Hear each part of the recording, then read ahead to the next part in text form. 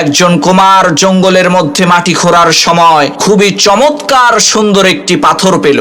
সেই কুমার ওই সুন্দর পাথরটার সাথে গাছের লতা বেঁধে একটি মালা তৈরি করে তার গাধার গলায় বেঁধে দিল এবং জঙ্গলের সেই মাটিগুলোকে গাধার পিঠে তুলে দিয়ে বাড়ির পথে রওনা করলো। পথিমধ্যে একজন স্বর্ণকার জহুরি সেই কুমারকে বলল, ভাই, তোমার গাধার গলায় যেই পাথরটা আছে সেটা কি তুমি আমার কাছে বিক্রি করবা?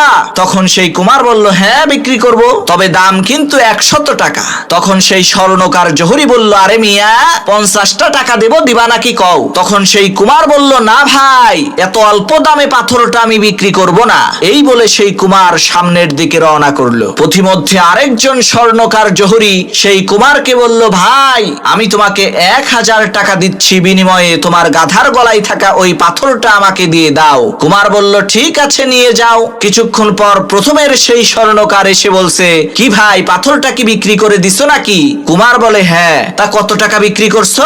বলে যে 1000 টাকা বিক্রি করেছি। তখন সেই স্বর্ণকার জহুরি চিৎকার করে বলতে লাগলো, আরে তুমি তো বেয়াকুব, আস্ত একটা পাগল। ওইটা তো একটা মহামূল্যবান হীরা ছিল।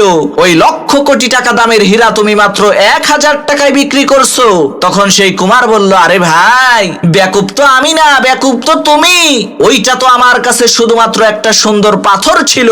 ওইটার যে কত মূল্য তা তো আমি জানতামই না। কিন্তু তুমি ওই পাথরের মূল্য জানার পরেও শুধুমাত্র 50 টাকার লোভ সামলাতে না পেরে লক্ষ কোটি টাকার সম্পদ হারাইছো। প্রিয় ভাইরা আমার, আমরা ওই বেয়াকুব স্বর্ণকার জহুরির মতোই। আমরা জানি জান্নাতের মূল্য যে কত, কিন্তু 50 টাকার সামান্য এই তুচ্ছ দুনিয়ার লোভ সামলাতে না পেরে আমরা চিরতরে জান্নাতকে হারিয়ে ফেলি।